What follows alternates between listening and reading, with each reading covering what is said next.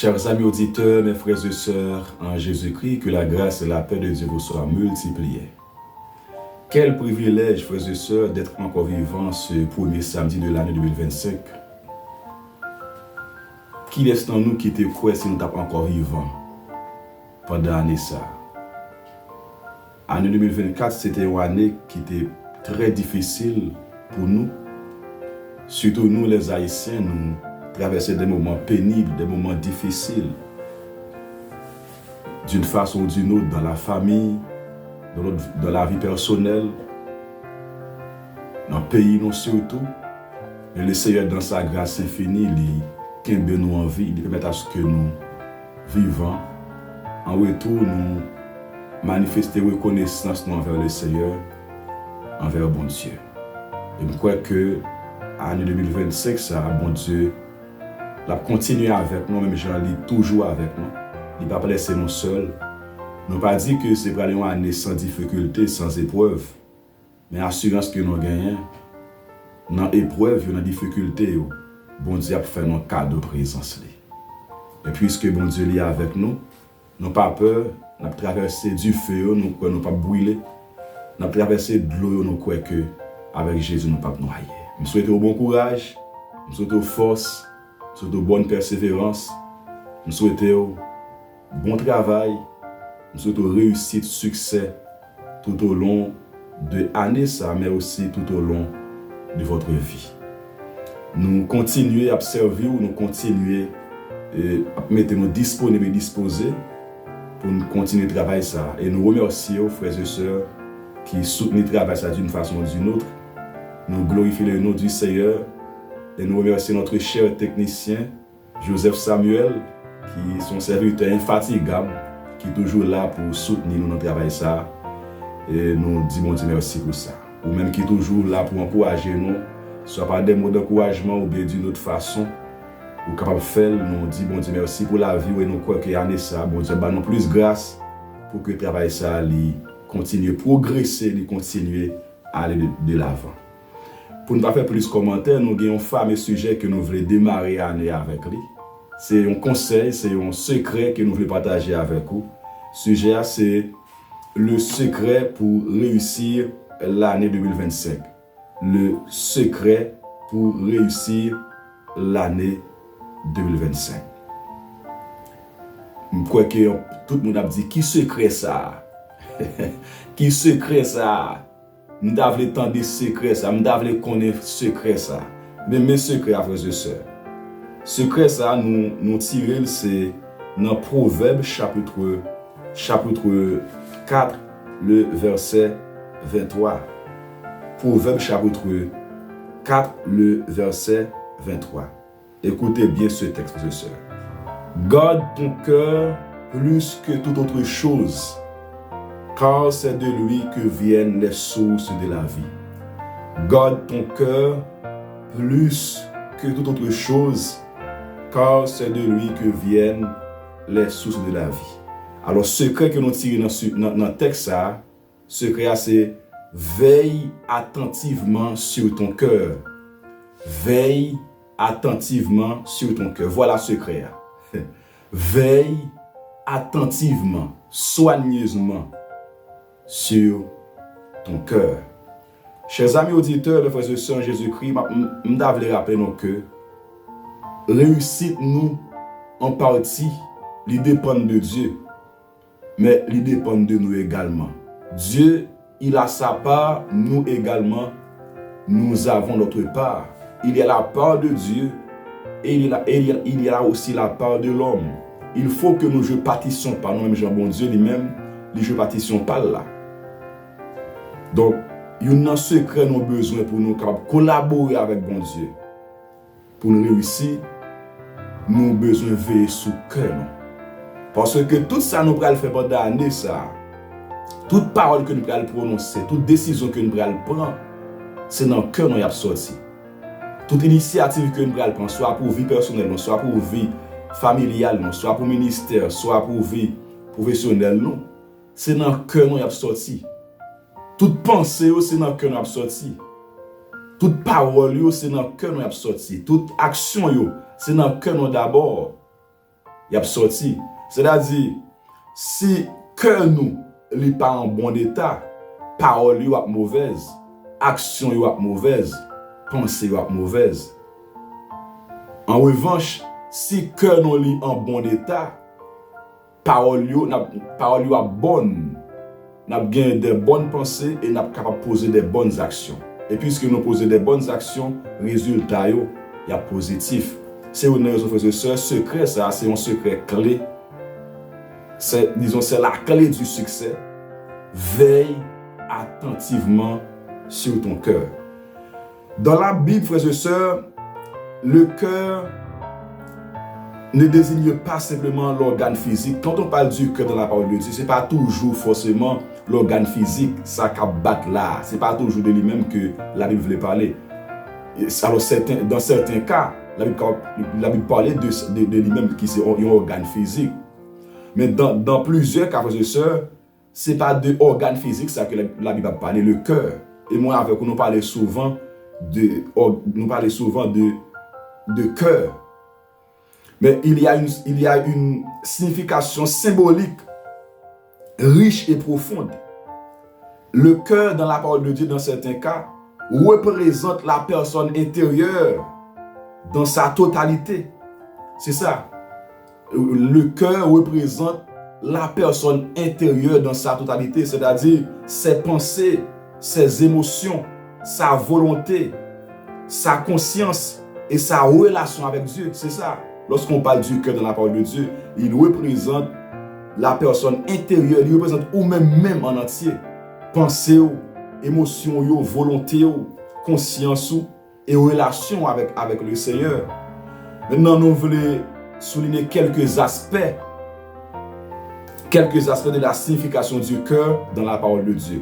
Tout d'abord, l'un des aspects de la signification du cœur dans la parole de Dieu, le cœur dans la parole de Dieu, selon Proverbe 4, verset 23, le texte que nous venons de lire, c'est le siège des pensées et des intentions.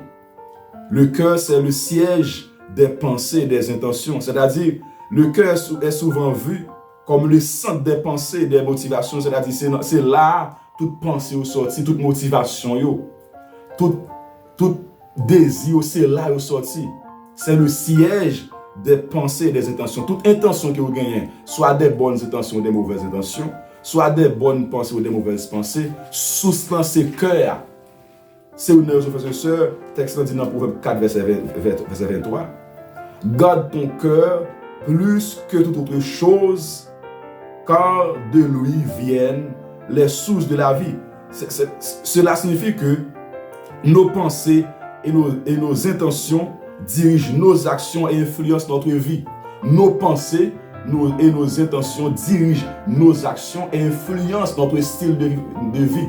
Pensez-nous, intention-nous, il y a un impact directement sur l'action et il influence automatiquement notre style de vie.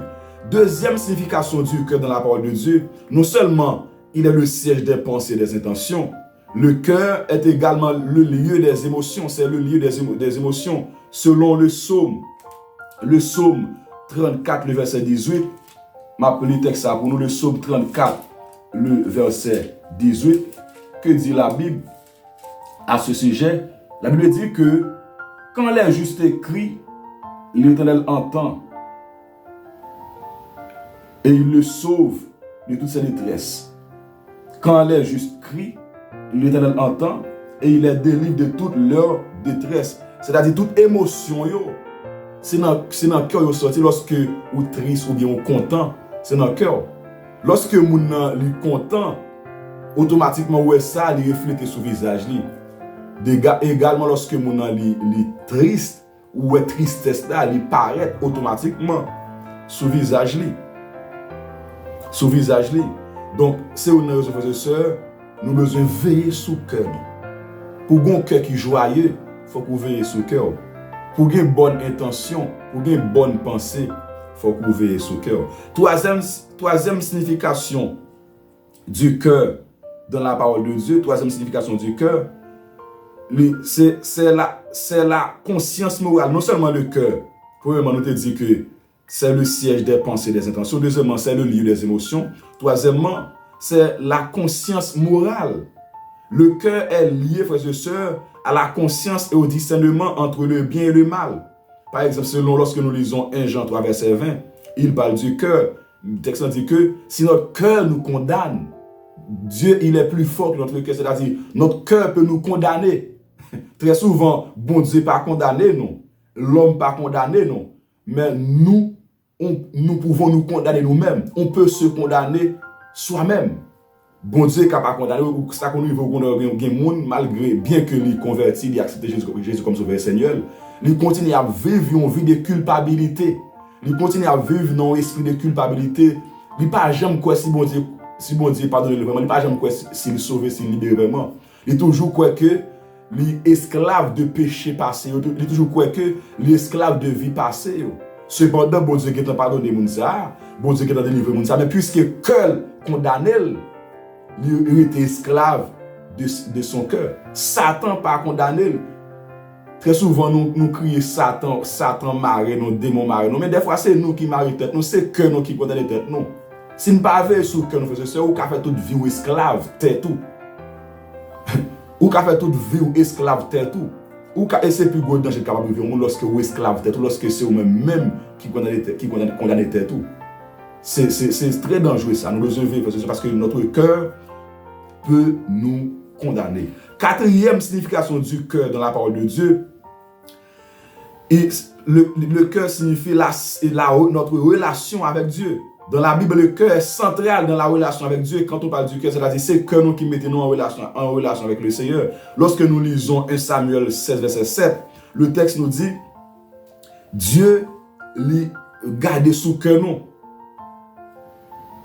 Bon Dieu lui garde sous cœur nous. Et le psaume 51, verset 10, David, lorsqu'il définit le péché avec Bathsheba, il n'a pas dit bon Dieu créé dans lui-même un corps nouveau. Il n'a pas dit bon Dieu créé dans lui-même, disons, une âme nouvelle.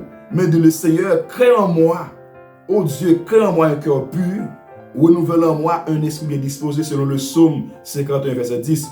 C'est parce qu'il connaît que immédiatement, bon Dieu, un nouveau cœur, là, puis un nouveau monde. Si bon Dieu, un cœur nouveau, là, puis un nouveau monde. Dans le cas contraire, si le cœur n'est pas nouveau, donc il n'est pas capable d'un nouveau monde. Pour un nouveau monde, il faut que le cœur change. Il faut que le cœur change, frères et sœurs. C'est le texte. Et ensuite, cinquièmement, le cœur dans la Bible signifie le lieu de la transformation spirituelle. C'est le lieu de la transformation spirituelle selon Ézéchiel 36, verset 26. Ézéchiel 36, verset 26. Je vous donne un cœur nouveau et je mettrai en vous un esprit nouveau. J'ôterai de votre corps le cœur de pierre et je vous donnerai un cœur de chair. C'est-à-dire, frères et sœurs, c'est là lorsque mon Dieu veut changer au monde, lorsque mon Dieu veut transformer la vie au monde, c'est cœur d'abord. Transformation, il commence de l'intérieur vers l'extérieur. Il commence de l'intérieur vers l'extérieur. C'est dans le cœur, mon Dieu, d'abord, il opère, il agit d'abord. Et puis tout le monde a changement. Automatiquement, cœur changé, toute vie a changé, pensée a changé, émotion a changé, conduite a changé, même langage a changé. C'est ça, frères et sœurs. Donc, il est très important et même indispensable, frères et sœurs. Moi-même, avec vous, priez pour nous faire année. Si vous demandez le Seigneur pour donner un cœur nouveau. Telle est la signification du mot cœur selon la parole de Dieu. On dit que la signification, il y a plusieurs aspects. Nous allons citer 5 aspects dans la parole, que il y a dans la parole de Dieu. 1. Il est le siège des pensées et des intentions, selon Proverbe 4, verset 23. Deuxièmement, il est le lieu des émotions, selon Psaume 34, le verset 18. Troisièmement, il signifie la conscience morale, selon Jean 3, verset 20. Et 1 Samuel. Quatrièmement, il signifie la relation avec Dieu, selon 1 Samuel 16, verset 7. Le Psaume 51, verset 10. Et cinquièmement, le cœur signifie, le cœur c'est le lieu de la transformation spirituelle. C'est le lieu de la transformation spirituelle. C'est-à-dire, frères et sœurs, pour finir, que nous, résumer toute la vie, nous, en général. Toute la vie, nous. Toute la vie, nous. C'est-à-dire, si vous avez un bon cœur, vous avez un bon monde. Si vous n'avez pas un bon cœur, vous n'avez pas un bon monde. Parce que le cœur, c'est comme un arbre que lié. Tout ça que vous pouvez faire, vous pouvez le produire, c'est fruit. Un arbre, bon, la Bible dit que, Jésus dit que un bon arbre, il n'est pas capable de un mauvais fruit. De même, un mauvais arbre pas capable de un bon fruit. C'est-à-dire, cœur que vous gagnez, c'est arbre que lié. Tout ça que vous pouvez produire comme action, comme parole, c'est fruit. Si vous avez un bon cœur, vous produire des bons fruits. Si vous avez un mauvais cœur, vous produire des mauvais fruits. Année a crié, tout le monde a crié bonne année, tout le monde a sauté bonne année, bonne année, bonne année. Vous connaissez? Si le cœur n'a pas changé, vous n'êtes pas capable d'expérimenter une nouvelle année. Ça. Je vous dis la vérité, frères et sœurs. Si le cœur n'a pas changé, nous sommes capables d'expérimenter une nouvelle année. Ça. Il y a un pile belle. Bon Dieu, il prépare pour nous un pile belle bagaille.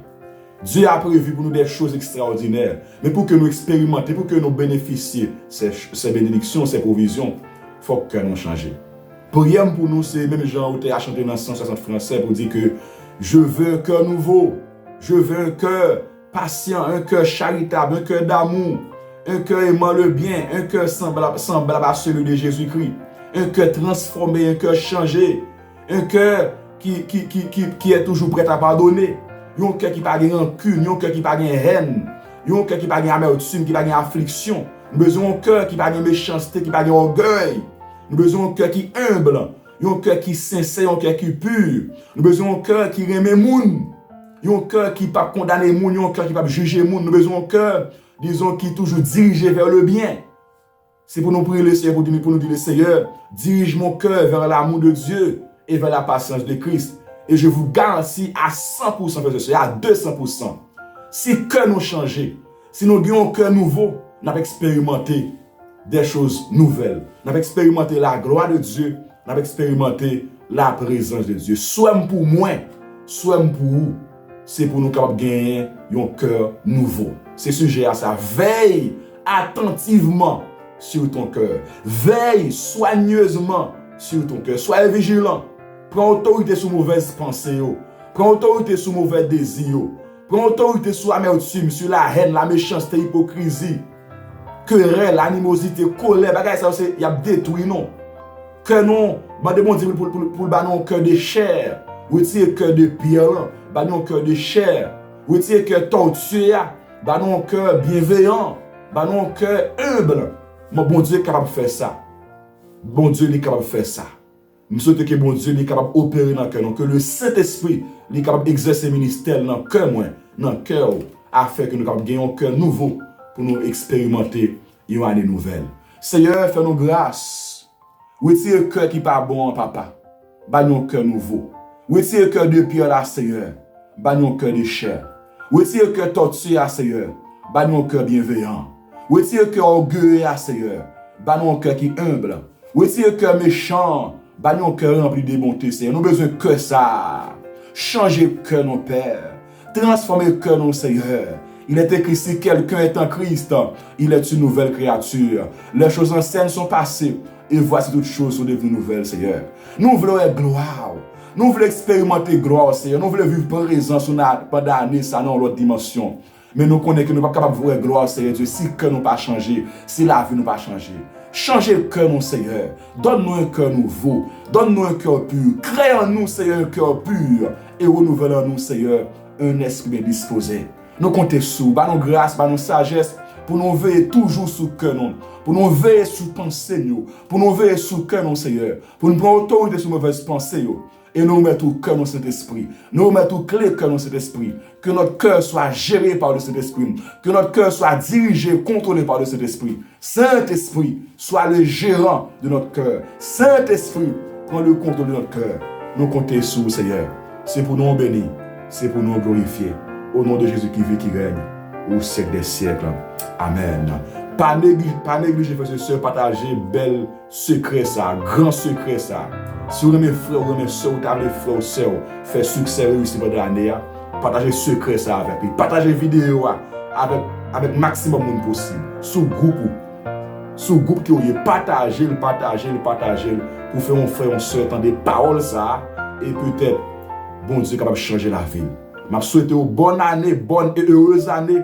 Bon courage, bon combat, bon ministère, bonne persévérance dans le Seigneur. Soyez ferme et inébranlable. Et surtout, veille attentivement sur ton cœur. Veille soigneusement sur ton cœur. À samedi prochain, si Dieu veut, pour un autre sujet. Soyez bénis.